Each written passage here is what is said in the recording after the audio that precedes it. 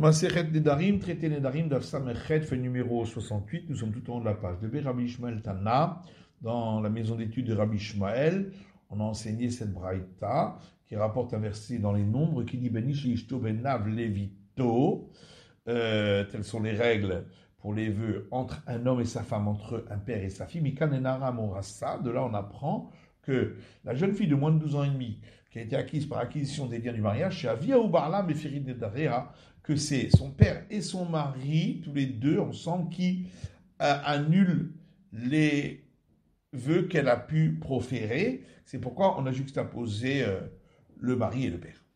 Au Tanat de Rabbi Ishmael, d'après cet enseignement de la maison d'études de Rabbi Ishmael, qu'est-ce qu'on fait du verset qu'on avait rapporté précédemment si elle est à un homme?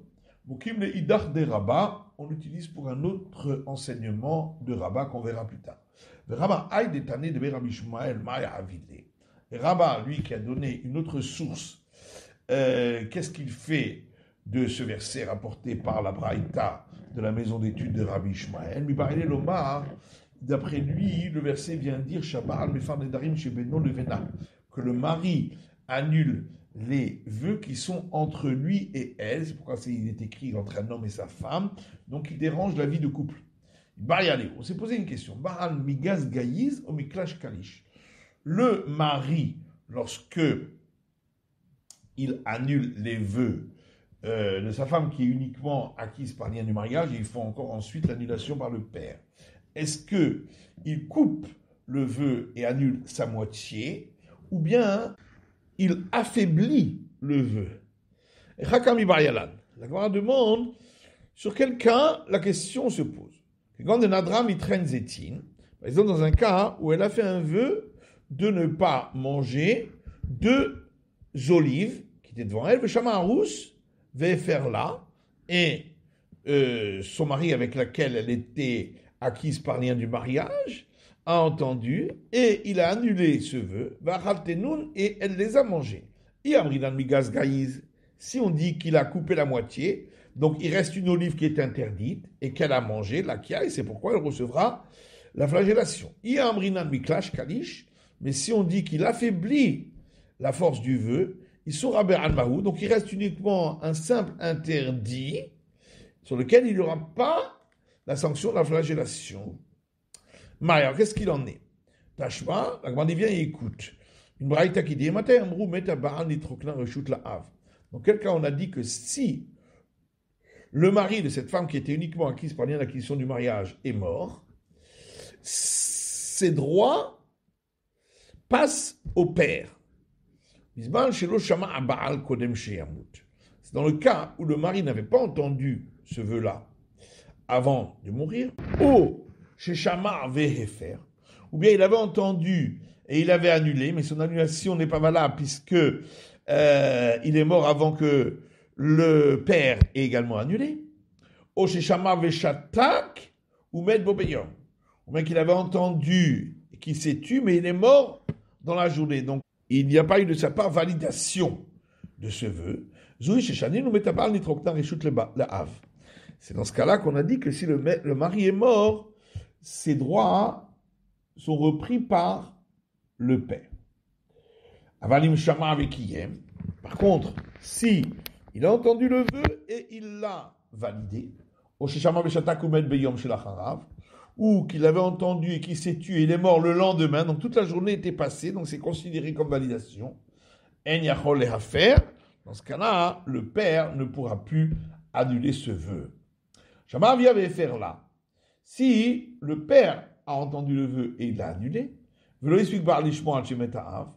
et le mari n'a pas eu le temps d'entendre le vœu que le père est mort,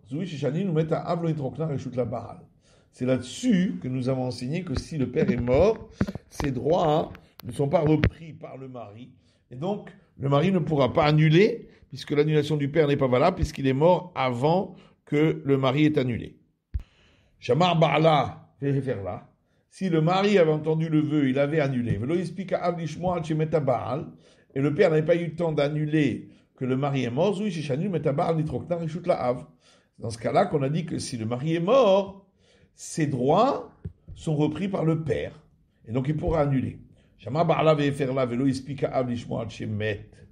Si le mari avait entendu, il avait annulé, et le père n'a pas eu le temps d'entendre le vœu qu'il est mort, et n'a pas rien à faire, le mari ne pourra pas annuler le vœu chez Nabaal Mefer et la Beshutfut, parce qu'on ne peut annuler le vœu que en association avec le père. Or le père est mort et ses droits ne passent pas au mari. Shama Avi avait fait là. Si le père avait entendu, il avait annulé. Et le mari n'a pas eu le temps d'entendre le vœu qu'il est mort. Le père pourra annuler la partie du mari, puisque les droits du mari passent au père.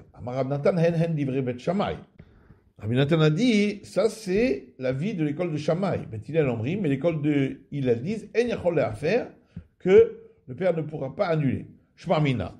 On en déduit de là, les Bet Shammai migas gaïz, que d'après l'école de Shammai, lorsque le père a annulé, il a annulé la moitié, et ensuite il restait la moitié annulée par le mari, et quand il est mort, cette moitié, eh bien, elle peut être annulée par le père. Le Beth-El Miklash Kalish. Par contre, d'après l'école de Hillel, quand le père a annulé, il a affaibli la force du vœu, et ce vœu qui a été affaibli ne peut pas être annulé à nouveau par le père. Shmarmina, on a donc une preuve d'ici que notre question est bien une discussion entre l'école de Shammai et l'école de Hillel. C'est la fin de l'étude du Daf Samechet de la feuille numéro 68.